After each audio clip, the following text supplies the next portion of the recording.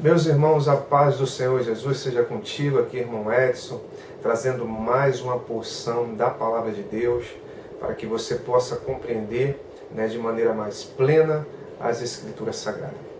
Hoje nós estaremos tratando de um tema, na realidade estaremos tratando um versículo, que muitas das vezes nós vemos em carros, nós vemos em letreiros e até mesmo de frente de algumas congregações, como sendo tema.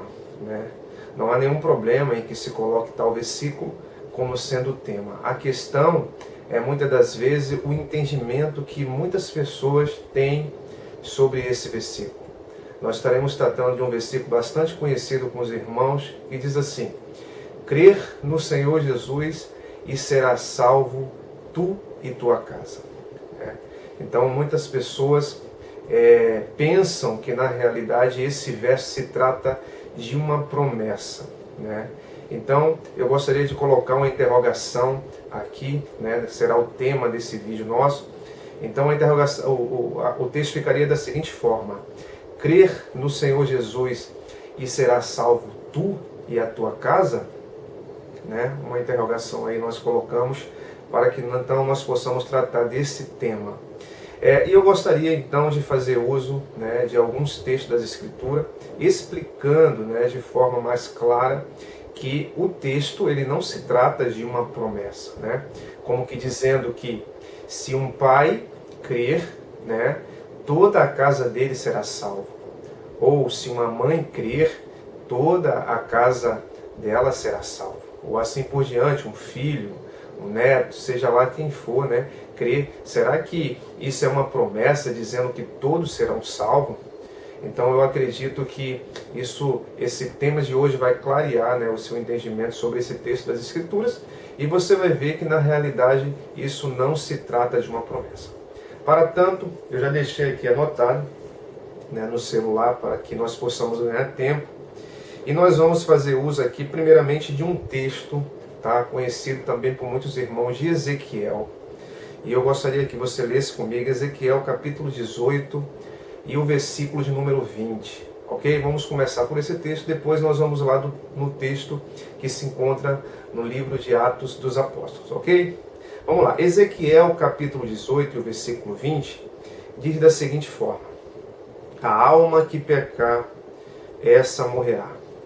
O filho não levará a iniquidade do pai, nem o pai levará a iniquidade do filho. A justiça do justo ficará sobre ele, e a impiedade do ímpio cairá sobre ele. Então, para os irmãos que conhecem, nós temos aqui o capítulo de Ezequiel, especificamente o capítulo de número 18, onde o Senhor, falando ali, ele fala da responsabilidade individual de cada indivíduo. Então esse é um princípio, a responsabilidade individual de cada um. Como bem escreveu aqui um texto que eu anotei aqui em Romanos, o apóstolo Paulo, capítulo de número 14 e o versículo de número 12, ele diz da seguinte maneira: de maneira que cada um de nós dará conta de si mesmo a Deus. Então, esse texto do apóstolo Paulo em Romanos e o capítulo de Ezequiel vai tratar dessa responsabilidade individual. O texto de Ezequiel dá vários exemplos, e um dos exemplos que ele dá é que se um pai andou longe do caminho do Senhor, não obedeceu ao Senhor, nem andou nos seus estatutos, e o filho que viu aquele andar errado do pai, ele, pelo contrário, começar a fazer justiça e andar no caminho do Senhor, então, diz as Escrituras que o filho não levará ou não terá culpa do pecado do pai.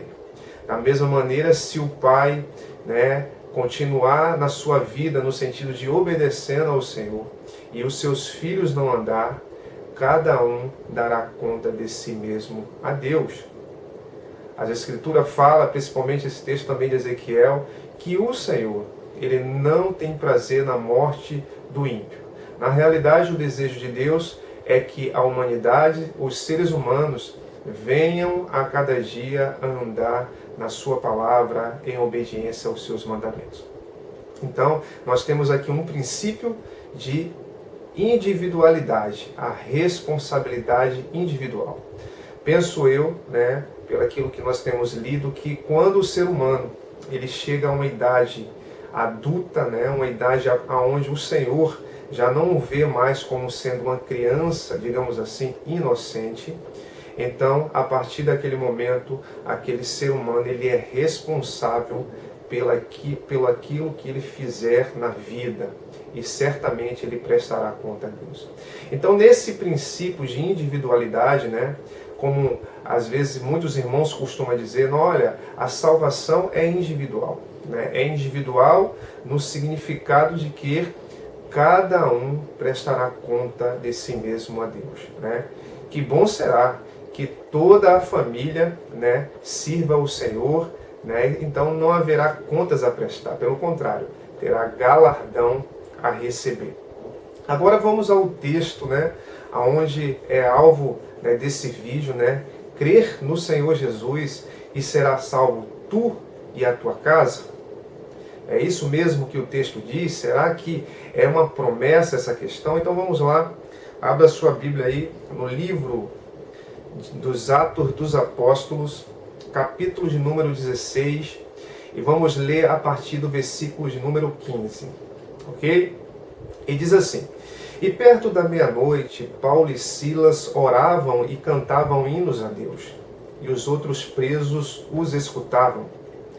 De repente sobreveio um tão grande terremoto que os alicerces do cárcere se moveram. E logo se abriram todas as portas e foram soltas as prisões de todos. E acordando o carcereiro, e vendo abertas as portas da prisão, tirou a espada e quis matar-se, cuidando que os presos já tinham fugido. Mas Paulo clamou com grande voz, dizendo: Não te faças nenhum mal, porque todos aqui estamos. E pedindo luz, saltou dentro, e todo trêmulo se prostrou ante Paulo e Silas. E tirando-os para fora, disse: Senhores, que é necessário que eu faça para me salvar? Então, paremos aqui no versículo de número 30. Então, eu parei para pensar nesse verso 30 e fiquei pensando, por que esse carcereiro faz essa pergunta? Nós sabemos que Paulo aqui e Silas estão numa cidade pequena, e o carcereiro só foi incumbido de estar então prendendo eles, onde ele foi, prendeu ele no cárcere inferior, e ele era o guarda que tomava conta, não poderia de forma alguma deixar os presos faltar. Mas essa pergunta, ela advém de alguém como se ele tivesse já conhecimento de alguma questão da salvação. Então, pelo entendimento da leitura do texto, eu entendi que o assunto da prisão de Paulo, os acontecimentos que antecederam essas questões, fez que então o carcereiro tivesse então ouvido alguma coisa sobre salvação. E a atitude de Paulo ali, não fugindo, foi de suma importância para o carcereiro, atribuir então, atribuir aí, ou pensar na questão da sua salvação. Certamente ele ficou pensando, porque eles não fugiram, e Paulo não devia nada a ninguém para fugir, Na realidade ele foi para lá de forma inocente. Então, vamos então ao versículo mais abaixo, o versículo de número 31, que diz assim: E eles disseram, após a pergunta do carcereiro, que falou: Senhores, o que é necessário que eu faça para me salvar? E eles disseram: Crer no Senhor Jesus Cristo e serás salvo. Observe, meus irmãos, que existe uma vírgula, uma pausa na palavra. Então, o carcereiro que perguntou, não foi a família toda do carcereiro que perguntou. Então, ele disse: crer no Senhor Jesus Cristo e serás salvo. Aí, os apóstolos continuam e diz: tu e a tua casa. Claro que está claro aqui, meus irmãos, o seguinte: quando eles falam, e crê no Senhor Jesus Cristo e será salvo, tu né? Aí contém aqui, depois da vírgula, tu e a tua casa, está claro que deveria então ele, o carcereiro, e a casa crer para poder ser salvo. Claro que o modelo, muitas das vezes, de família, antigamente, onde o pai era o responsável, né, por toda a sua casa, era visto como líder, hoje em dia está um pouco defasado, né? Embora muitas famílias, graças a Deus, sustentem esse princípio, que é um princípio bíblico, né? Então, certamente, a ideia é que quando o homem, né, da casa aceitasse ou reconhecesse o Senhor Jesus como Salvador, né, sua família certamente o seguiria. Mas nos dias atuais, isso não é uma verdade, né? E nem naquela época também, não significava também que porque um pai creu, né, todos ali seguiriam aquele pai. E quem dera que isso fosse assim. Então vamos fazer novamente a leitura do versículo 31. E eles disseram, crer no Senhor Jesus Cristo e serás salvo. Né? O que é necessário eu fazer para ser salvo? Crer no Senhor Jesus Cristo e serás salvo. Aí, vírgula, e ele continua, tu e tua casa. O que está claro é o seguinte, que se ele crer e a casa dele também crer, então seria salvo ele e a casa dele. E os versículos continuam. Né? Muitas das vezes pegam-se esse versículo de forma isolada para aplicar princípios que não existem. O texto continua. Né? Nós sabemos que um texto sem um contexto, nós poderemos entrar em um erro interpretativo. E o texto continua e diz, eles pregavam a palavra do Senhor e a todos os que estavam em sua casa. Então, houve então uma pregação a ele e a todos que estavam em sua casa. Essa pregação, o texto não fala o que eles falaram, mas certamente a pregação que os apóstolos vêm pregando seria o seguinte, né? Que Deus, né, deixou as nações andar pelo seu próprio caminho. Mas agora ele enviou o Filho dele, né, para a remissão dos pecados de todo aquele que nele crê. Então agora é o tempo de se arrepender dos pecados, de se arrepender das nossas iniquidades e se voltar para Deus. Então, aqueles que estavam ali, não só o carcereiro, né, depositou esperança na salvação do Filho de Deus. E diz o versículo 31, ele pregavam a palavra do Senhor a todos que estavam em sua casa. E diz o texto, e tomando-os ele consigo naquela mesma hora da noite, lavou-lhe os vergões, isso é, de pau, né, que foram açoitados, e logo foi batizado, ele e todos os seus. Então, aqui tem a questão, né, de que todos ouviram a palavra, todos creram e todos foram batizados. Felizmente, graças a Deus, todos naquela casa ouviram a palavra e todos creram e todos foram salvos. Então, o princípio de individualidade. Esse texto não serve, tá, para dizer que se uma pessoa crer, todos seriam salvos. Ok? Vamos continuar aqui nesse tema e vamos ver outros versos semelhantes. Né? É aqui o verso de Atos 16, no mesmo capítulo, o versículo de número 14 e 15. Antes disso, eu queria situar os irmãos. Nós sabemos que o apóstolo Paulo, né, os apóstolos queriam anunciar a palavra na Ásia. E o que aconteceu? O Espírito de Deus não permitiu. Depois eles queriam ir para outro local e o Espírito de Deus não lhe permitiu. E o apóstolo Paulo teve de noite um sonho, né, uma visão, digamos assim. E nessa visão e nesse sonho, ele viu um homem da Macedônia que dizia a ele assim, olha, atravessa a Macedônia e nos ajuda. Então Paulo começa a fazer aquela viagem e ele chega a Filipos. Né? E num dia de sábado, né, o apóstolo Paulo vai procurar um local para orar, o que certamente naquela cidade talvez não havia uma sinagoga. Né? E eles vão à beira do rio, né, onde já se ajuntavam outras pessoas para orar. e eles ali orando, aí aonde há ali, no caso, algumas mulheres, né, que já eram salvas de Deus, servas de Deus, né? Vamos ler esse versículo que diz assim, olha, Atos 16, 14 e 15. E uma certa mulher chamada Lídia, vendedora de púrpura da cidade de Tiatira e que servia a Deus, nos ouvia, e o Senhor lhe abriu o coração para que estivesse atento ao que Paulo dizia. Então temos aqui uma serva de Deus, né? Já era uma serva de Deus, todavia não tinha ouvido falar sobre o Messias, sobre Jesus, né? O Salvador dela. E o Senhor abre-lhe o coração, ela então entende o que Paulo, né, fala, e o versículo 15 diz, e depois que foi batizada, ela e a sua casa, né, então aqui, não só ela, né, Lídia, creu no Senhor Jesus, mas também a sua casa, né?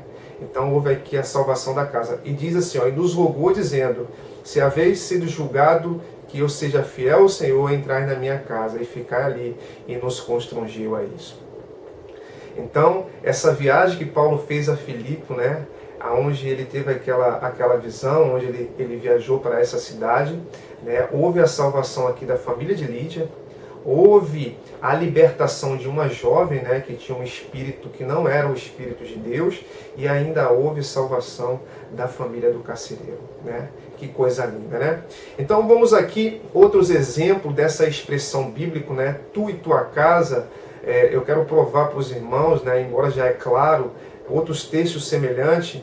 E abra aí a sua Bíblia em Atos 11, 14, que diz o seguinte, o qual te dirá palavras com que te salves, tu e toda a tua casa. Né?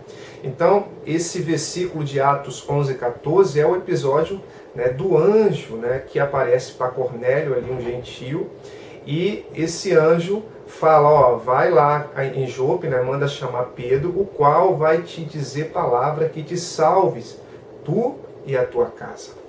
Claro que para que toda a casa de Cornélio fosse salva, era necessário crer naquelas palavras e então andar de acordo com aquela palavra. Então aqui existe a questão, vá, chame Pedro, né, e quando ele chegar aqui, né, vai te dizer palavra que seja salvo tu e a tua casa. E o que nós já sabemos, né, pelo texto, Cornélio reuniu toda a sua família, e nisso que ele reuniu toda a sua família, todos ali ouviram, e naquele momento todos foram cheios do Espírito de Deus.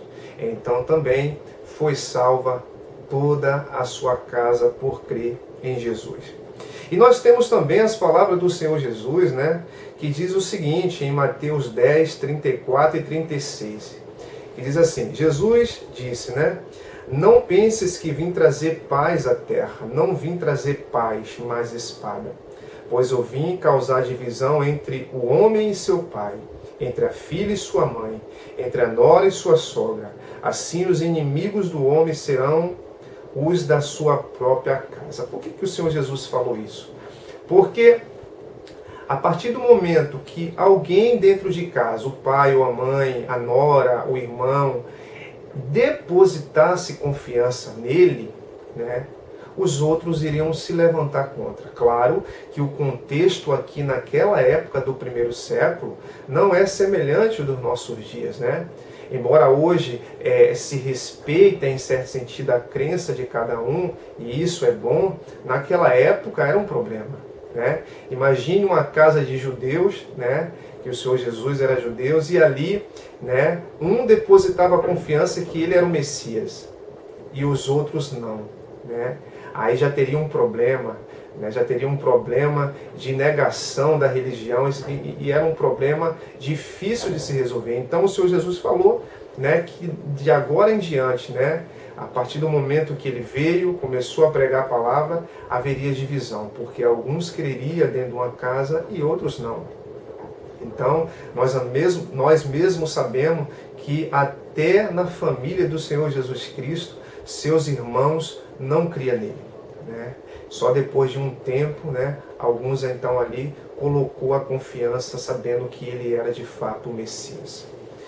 Vamos então aqui um texto de Paulo também, né, para confirmar esse tema, que a salvação ela é individual, né? Cada um deve fazer sua parte e botar sua confiança em Deus. 1 Coríntios 7, versículo 16, e diz assim: porque de onde sabes, ó mulher, se salvará teu marido? Ou de onde sabes, ó marido, se salvará tua mulher? Então, havia uma questão em Coríntios, né, do cônjuge, né, que era crente, que era casado com um infiel, ou o homem que era crente e era casado com uma mulher infiel, e havia ali umas indagações, né, se isso era certo, se devia separar. Paulo diz, não, vocês são casados sim, não é porque ele é infiel ou ela é infiel que vocês devem separar, né? Mas ali há conselho do apóstolo Paulo, né, para que sempre se relacione com as pessoas que são da mesma fé, né, do mesmo segmento, para não ter briga. E Paulo fala essa palavra sobre a salvação: de onde você sabe, mulher, se salvará o teu marido, e de onde tu sabe, marido, se salvará a tua mulher, né? Porque a responsabilidade é individual. Quem dera, né, que através de um, toda a sua casa seja salva. Agora, dito essas coisas, meus irmãos, eu gostaria de ler um texto, né, que é o que cremos e como nós acreditamos, e os irmãos vão entender o que eu vou falar. Aqui, olha, em Pedro, eu não anotei aqui se é 1 Pedro ou é 2, mas eu acredito que seja 1, capítulo 3, versículo 1. Pedro diz assim: semelhantemente vós, mulheres, sede sujeita aos vossos próprios maridos, para que também, se alguns não obedecem à palavra, pelo porte das suas mulheres, sejam ganho sem palavras. Então aqui é um conselho, né, do apóstolo Pedro para uma mulher que seu marido não é servo de Deus. E ele aconselha que ela, né, sirva a ele como manda as Escrituras, né, seja submissa. E o tratar dela, né, a maneira como ela conduz a questão, pode levar o seu marido a depositar confiança no mesmo Deus que ela serve. Na realidade, as Escrituras falam muito sobre essas questões, né? Esse princípio que Pedro está falando aqui é um princípio válido, né? Que um homem, um pai de família, quando ele crê, né, ele pode sim levar os seus também, né, com a ajuda de Deus, a crer, né, nesse Deus que ele serve. Uma mulher, quando ela crê, também pode levar, né, o seu marido a crer, seus filhos, mas isso não é uma promessa. O que devemos fazer é a nossa parte, né, no sentido de pregar a palavra, dar exemplo, orar, sabe, tratar as pessoas de acordo com as Escrituras Sagradas, ok? E quem sabe, né, toda a nossa família assim seja salva. Assim é a vontade de Deus, né? Um dentro de casa pode conquistar, né, com a ajuda de Deus, ganhar toda a sua família, né? E uma família salva pode ganhar uma rua, né, inteira. E uma rua inteira pode ganhar um bairro e assim uma cidade, que toda a cidade sirvam a Deus. Então, meus irmãos, esse é o tema, tá, que nós tratamos hoje. Ok? Não é promessa, não é base, porque existe muitas pessoas, né, que pegou isso, né, como um ensino e de uma forma errada, e muitas das vezes o ente querido partiu sem ele estar servindo a Deus. Então essas pessoas se decepcionaram e disseram: poxa, mas estava escrito, né, crê no Senhor Jesus e será salvo tu e sua casa. E quando na realidade o texto não fala isso. É necessário que cada um da casa, da família, deposite a sua confiança em Deus. Ok, meus irmãos? Que o Senhor te abençoe. Espero que tenha trazido aqui mais luz para que você possa entender as Escrituras de maneira plena. Um grande abraço, a paz do Senhor Jesus.